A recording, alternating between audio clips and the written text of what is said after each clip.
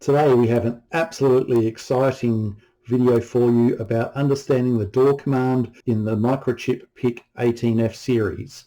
It's not an easy command to understand, so I thought I'd do a video to hopefully help a few of you. So what does DAW do apart from confuse people? Well, straight from the microchip datasheet, DAW adjusts the 8-bit value in W resulting from the earlier addition of two variables in a packed BCD format and produces a correct packed BCD result. So that makes perfect sense, doesn't it? But the core things that we need to take note here are you have to have done an addition beforehand, and we're working with BCD, which is binary coded decimal format. And this is the complete explanation that you get from the data sheet of how to use it. The reason we use DAW is when we're displaying on something such as a 7-segment display or trying to look up an ASCII code or something like that, we hit problems because any digit that's larger than 9 decimal, when we look at hexadecimal, which is what the computer often works in, becomes A, B, C, D, E, F, etc. So we need a method of converting from that hexadecimal code back into the decimal format. So for example, if we took the number 28 and tried to display it on a 7-segment display, what we'll find is the actual hex value is 1C, or in binary we've got this number here. Now when we go to display this, we treat it normally as two independent numbers, where we might take the 8 and we'll use a lookup table to find, in this case, the relevant segment pattern for the 7-segment display, but it may also be an ASCII character. And then we'll repeat the process for the 2, get the lookup table and display the number. So how do we get 28 from the 1C hex? So this is where things get a little bit confusing. We don't actually go from 1C to represent 28. What we do is we look at the 2 digits as individual 4-bit nibbles, but we store them in an 8-bit byte. So the DAW command will only work after we've done an addition or a subtraction. So something to keep in mind as you're going along. We can't just apply it at any old time. And the value that we do that addition or subtraction on is actually a binary coded decimal, it's BCD. So what that means is, as we're saying down here, it's 2 4-bit numbers that represent the individual digit.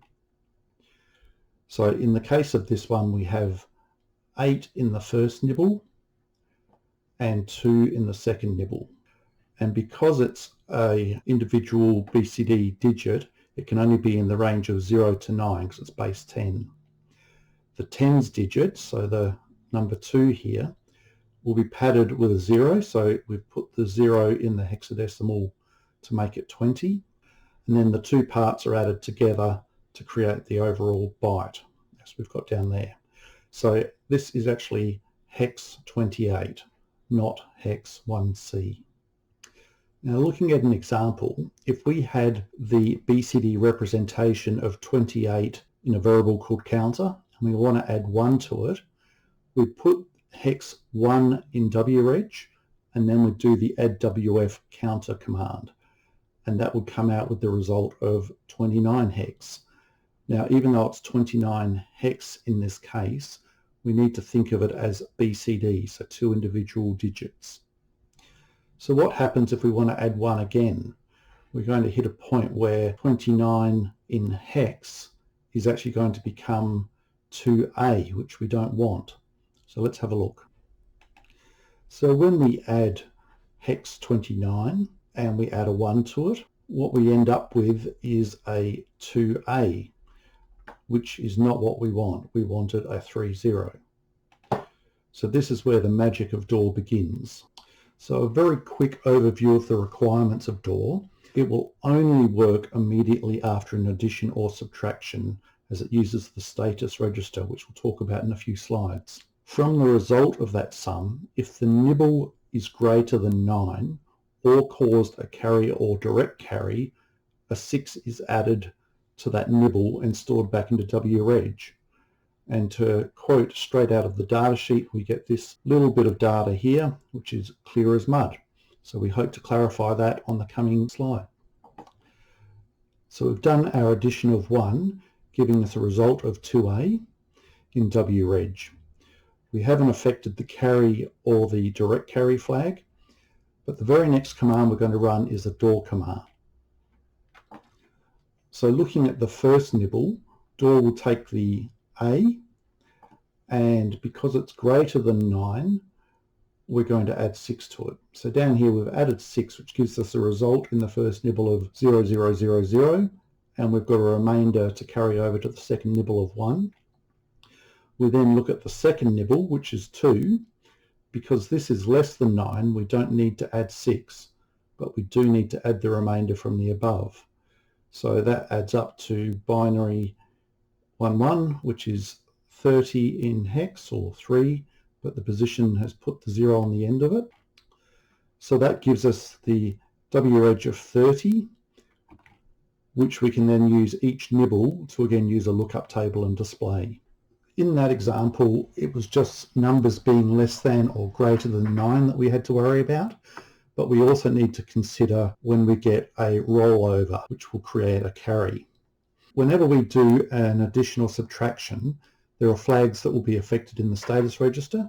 So these are the direct carry, the carry, negative, and 0 flags. For DAW, we only use carry and direct carry. The carry is set if there is a carry past the most significant bit, which is bit 7 of the byte. So if we had bit 7 as a 1 and we added another number that made that go to a 0, that would cause a carry. The direct carry is the same but for the first nibble only. So if bit 3 was a 1 and the addition made it go back to a 0, a 1 would be carried over to the next nibble.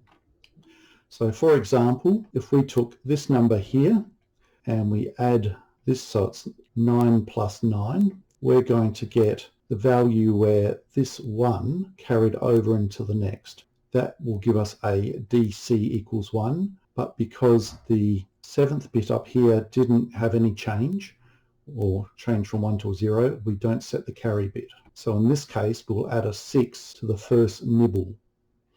The resulting answer, this part here, we're going to add a 6 to it. Now, if we did it where we added, again, 9 plus 7 in this case, we're going to end up with all zeros in our 8 bits, but a carry flag has been set because we had a remainder carrying over. We didn't set the direct carry because there was no effect on this bit here, but we do get the carry equals 1. So in that case, we'll add a 6 to the second bit, or second nibble, I should say.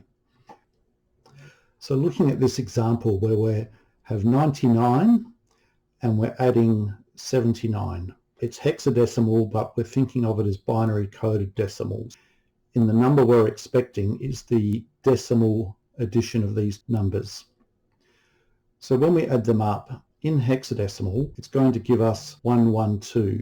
Because we're only working in 8 bits, the first one will not be visible apart from as a carry flag. So again, the 1 would be here, but it's just represented as a carry. We do the DAW command like we've done previously, and what we will get is based on the first nibble. Because the direct carry is a 1, we will add a 6. So that will give us this value of an 8. We then do the same for the second nibble. Because the carry is a 1, we also add a 6, which will give us a 7. And then we add those two numbers together, will give us 78. So if you did the sums of this, you would find it's 178, but because we're only working with 2 digits, the 1 is lost. And again, each nibble can be displayed as a decimal number from lookup tables. Now, you need to implement something that when you get up to 99 in your sums, that because we can't display above it, you'll need to add some extra code to manage that we don't keep trying to count above, or add some extra digits on your display and extra code to support that. So I'm hoping this has helped you to better understand the DAW command. It is definitely a confusing command. If you found that it's still a little bit unclear, please just post me a comment and I'll see if we can clear it a bit further. Or if there's anything else you'd like me to explain, different commands, please let me know. I'd appreciate your subscription and your likes because that's what helps us get views. Thanks for watching.